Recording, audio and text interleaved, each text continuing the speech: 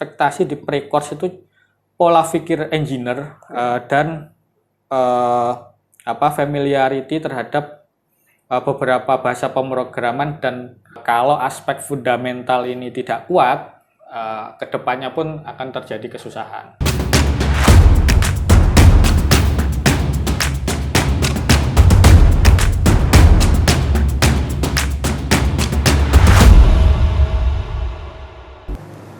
Oke, selamat datang di Tech Fellow Room.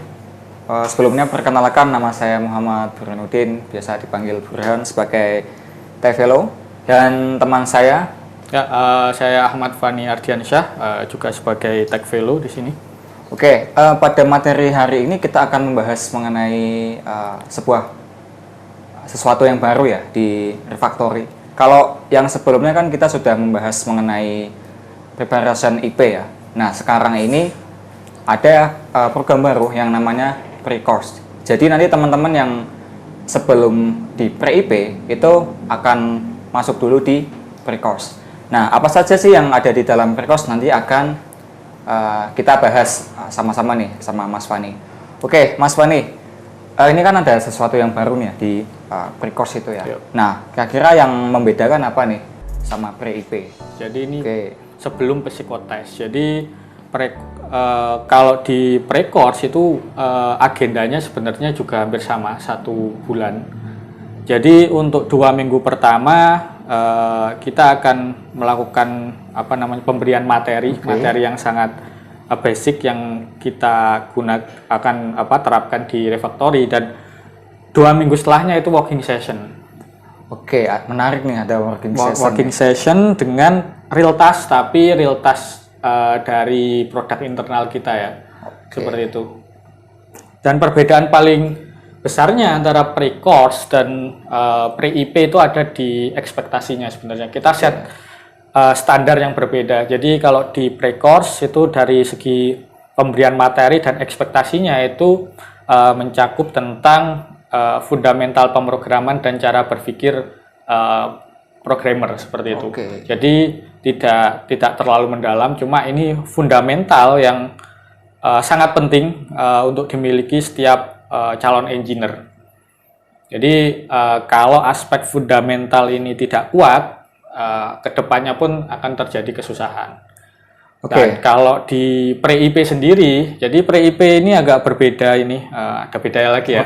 Karena ketika teman-teman nanti udah memasuki tahap pre-IP, tentunya setelah psikotes ya, itu langsung diarahkan sesuai dengan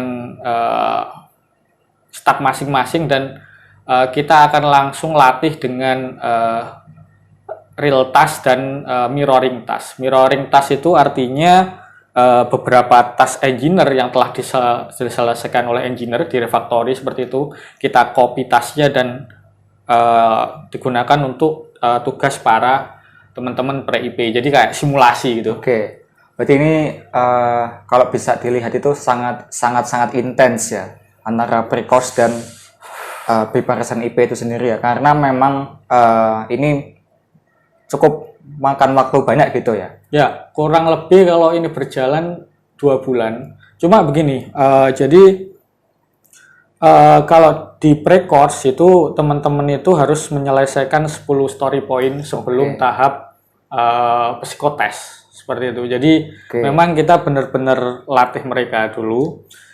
Terus setelah psikotes masuk pre-IP. Nah, di pre-IP ini juga teman-teman kan tadi udah ada simulasi tuh di awal. Nah, itu nanti kalau kita simulasinya itu dirasa udah kita bisa beri ke teman-teman tuh real task dari Refactory yang berupa SPBs tadi. Dan di situ ketika nanti pengerjaannya sesuai dan resolve, diterima, di-deliver ke klien, itu teman-teman juga bisa mendapat fee-nya karena telah menyelesaikan task tersebut. Siap. Berarti artinya setiap sebuah task itu punya story point ya, yang tadi kalau di pre-course itu 10 ya. Pre-course 10 ya? Lalu kalau di pre-IP kita set 20 story point. Jadi, untuk ke next levelnya ya, sebagai syarat ya. Itu prasyaratnya. Jadi setelah Jadi kan ekspektasinya agak berbeda di sini, Ya. Pur. Jadi kalau di pre-IP ini kita harapkan teman-teman udah sangat familiar dengan teknologi dan tools, bahkan flow kerja di refactory seperti apa, seperti itu. Dan dia udah menyelesaikan 20 SP. Jadi secara otomatis nanti kalau teman-teman pre-IP yang udah menyelesaikan 20 SP resolve, maksudnya udah selesai, menurut kita itu bisa melanjutkan ke tahap interview. Di situ final interview. Jadi di situ kita akan benar-benar tes familiarity-nya ke tools, terus semuanya basic pemrogramannya seperti apa, dan familiarity terhadap flow di refactory. Jadi seperti itu. Oke, harapannya nih ketika dari pre-course ke pre-IP itu apa ini?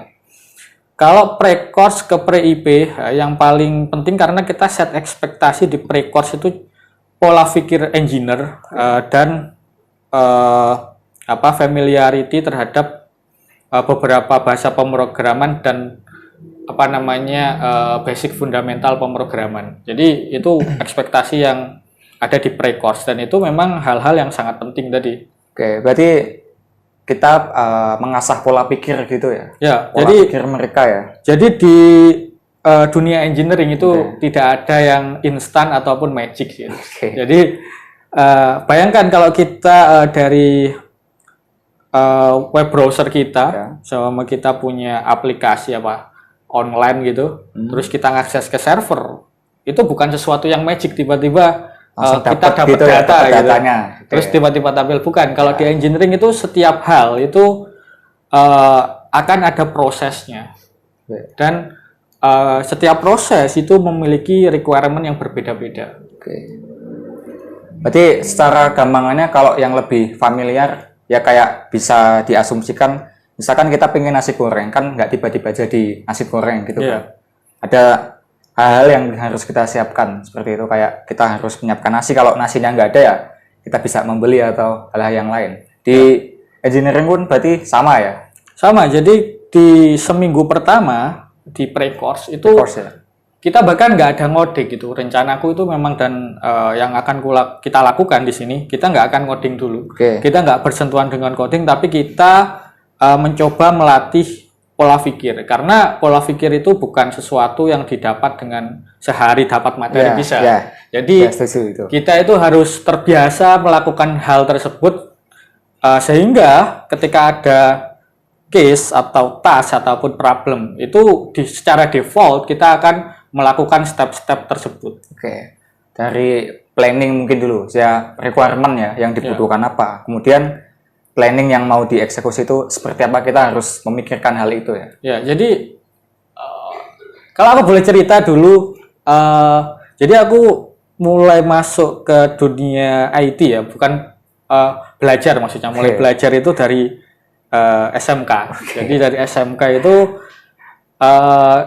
aku diiming-imingi untuk membuat sebuah game gitu. Kan keren kan, dulu kan masih SMK kita suka banget itu main game. Jadi ya masuk, namanya dulu Rekayasa Perangkat Lunak, nanti kamu bisa buat game, aplikasi dan sebagainya. Itu kan bayangannya keren, udah nulis kode, keren ya. Tapi di hari pertama itu yang disuruh oleh guruku itu cuma satu, coba tuliskan gimana kamu buat teh atau kopi yang seneng. Jadi kan waktu aku kelas 1 dan pertama belajar, apa hubungannya ini?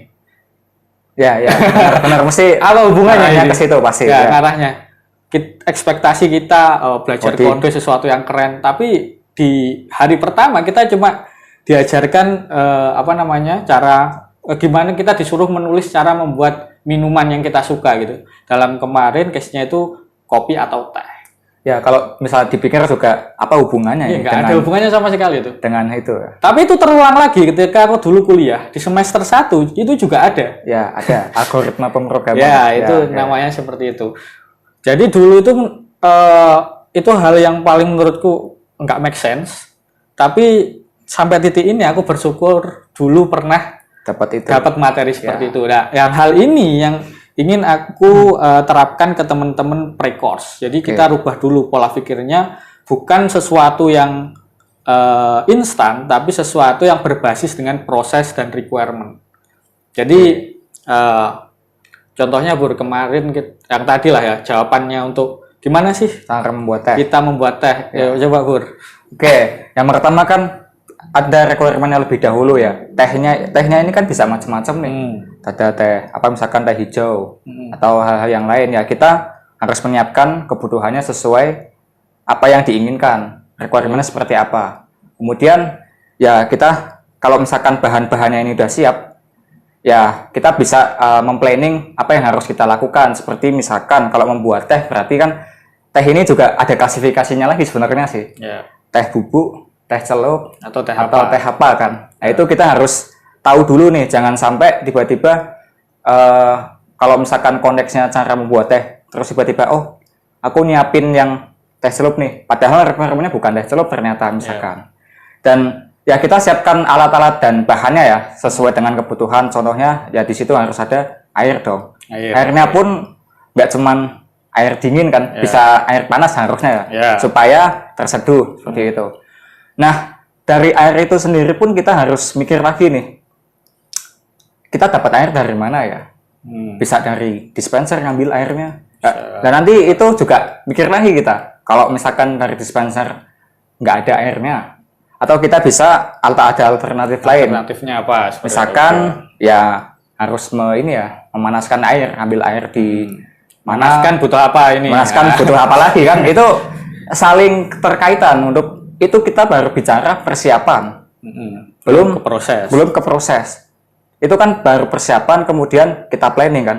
Dalam planning pun kadang ya yang dibutuhkan nggak ada di situ gitu. Kita harus ngapain nih? Misalkan kayak tadi harus membeli sesuatu atau harus seperti apa misalkan untuk menyiapkan segala kebutuhan nih. Teh saja itu kalau kita tulis stepnya itu bisa panjang sekali. Ya. Itu membuat teh tadi ya. Dan itu kita harus mempunyai pola pikir seperti itu. Ya. Proses dan requirement. Ya. Nah, hal ini yang aku harapkan teman-teman punya nanti di pre-course nanti. Apakah ini berguna apa enggak? Pertanyaannya kan kayak gitu. Setelah kita ngomong teh tadi masa nggak berguna ini? Ya. Nah, jelas ini ada gunanya. Ada pasti. Dan ini real kita lakukan setiap hari. Ya. Gunanya itu maksudnya kegunaan dari perubahan pola pikir ini. Contoh di sini kita dapat sebuah tas. Tas itu katakanlah itu integrasi data voucher ya. Dari front end ke back end, ya kan. Tasnya cuma kayak gitu.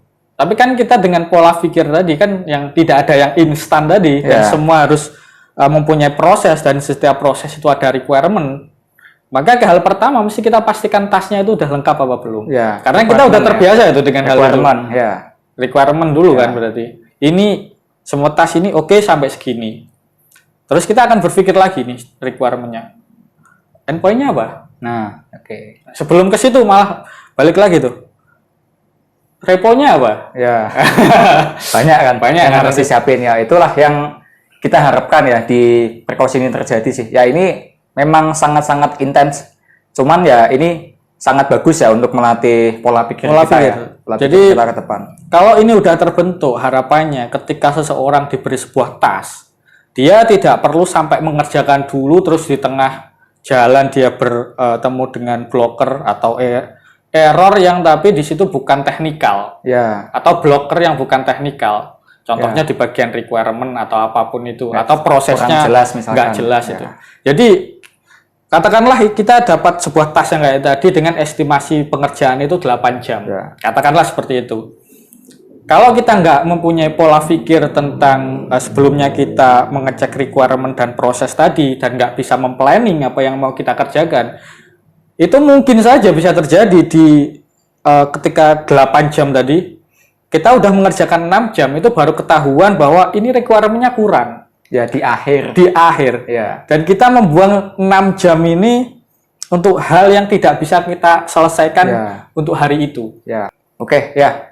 Itu ya teman-teman ya. Jadi kita harapkan sih teman-teman pada tertarik ya di program yang baru ini, dan ya harapannya kita bakalan bisa bertemu nanti di Refactory ya, dan ya kita bakalan istilahnya membuat bibit-bibit engineering baru buat kedepannya ya. Ya, jadi kita memang punya visi untuk mengembangkan talenta-talenta dari berbagai macam penjuru di Indonesia, sehingga pada akhirnya nanti ketika seseorang di level dunia membicarakan tentang programming, Indonesia itu akan selalu ikut di dalamnya. Oke, mantap, sangat mantap ya itu ya. Oke, teman-teman, sekian dari kami. Kurang lebihnya mohon maaf ya kalau ada kata-kata yang kurang berkenan. Kami tunggu di Refactory. Teman-teman, jangan lupa nonton episode selanjutnya. See you!